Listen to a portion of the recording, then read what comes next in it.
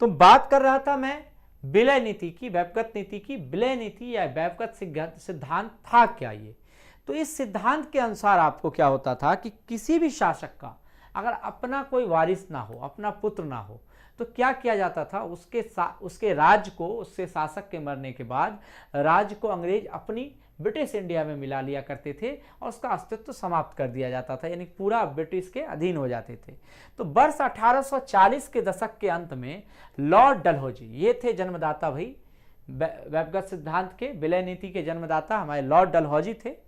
इनके द्वारा पहली बार विलय का सिद्धांत नामक उल्लेखनीय ब्रिटिश तकनीक का सामना, ये ब्रिटिश टेक्नोलॉजी थी भाई, नई नई टेक्नोलॉजी, जिससे ये अलग अलग तरीके से, कभी विलय नीति, कभी इनका था आपको अलग अलग टाइप का सिद्धांत। या पहले तो आपने देखा ही कि टैक्स वसूलने के लिए इनकी नई नई नीति थी, रैयतवारी से लेकर आपको इस्तमरारी बंदोबस्त तक या महलवारी बंदोबस्त तक सब ये लेके आते थे।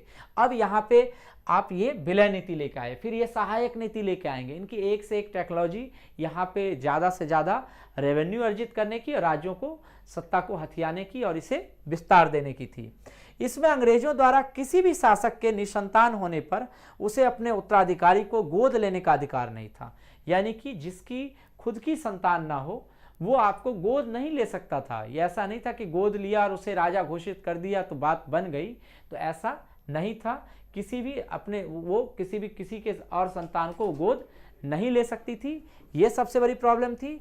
अतः शासक की मृत्यु होने के बाद या सत्ता का त्याग करने पर उसके शासन पर कब्जा कर लिया जाता था आपको, और इसका शिकार बहुत सारे राज्य होते थे, एक से एक राज्य होते थे शिकार आपको, जिसमें आपको रानी लक्ष्मीबाई, कौन भूल सकता है आपको झांसी की रानी की ये 1857 की लड़ाई, जिसका आपको उपज ही वहीं से शुरू हुई थी, और ये असंतोष जहां पे ये व्यवगत सिद्धांत लागू किया गया था झांसी पे।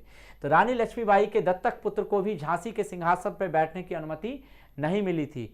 डलहौजी ने अपने व्यवगत सिद्धांत का पालन करते हुए सतारा, नागपुर और झांसी जैसी कई रियासतों को अपने अधिकार में ले लिया। जैतपुर, संबलपुर, उदयपुर सबको हड़प लिया इसने। इसे हड़प नीति भी कहा गया, आपको विलय नीति भी कहा गया, ठीक है। और इसलिए आपको इसे इस प्रकार इसने अपनी विस्तारवादी नीति अपनाई, जिसमें कह सकते हो कि राजनीतिक कारणों में एक प्रमुख कारण था इनका विलय नीति, ठीक है।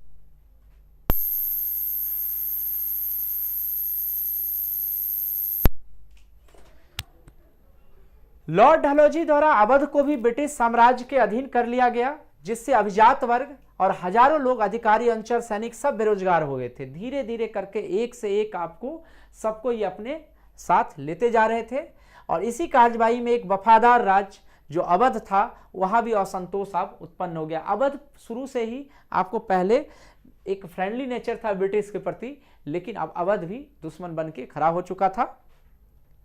और आर्थिक कारण की बात करें तो आर्थिक कारण की बात ना ही करें तो बेहतर है भाई। आर्थिक दृष्टि से खुश कौन था अंग्रेजों से? लगातार ये आर्थिक शोषण ही तो कर रहे थे। इनका जो राज्यों का विस्तारवादी नीति था वो भी क्या था? आर्थिक शोषण की नीति थी आपको। तो आर्थिक कारण में बात करें तो ग्रामीण क्षेत्रों में किसान और जमींदार भूमि पर भारी भरकम लगान और कर वसूली के सख्त तौर तरीके से परेशान थे। लगातार आपने देखा अलग अलग ये व्यवस्थाएं ला रहे थे, कर वसूली की, सूर्यास्त नियम से लेकर क्या क्या नहीं लाया इन्होंने, तो सब परेशान थे। ऐसा कोई भी वर्ग ऐसा नहीं था जो इनसे खुश था, और जिसकी परिणति इस विद्रोह में सामने आई। इस प्रथम स्वतंत्रता संग्राम में बड़ी संख्या में सिपाही खुद किसान वर्ग से आते थे।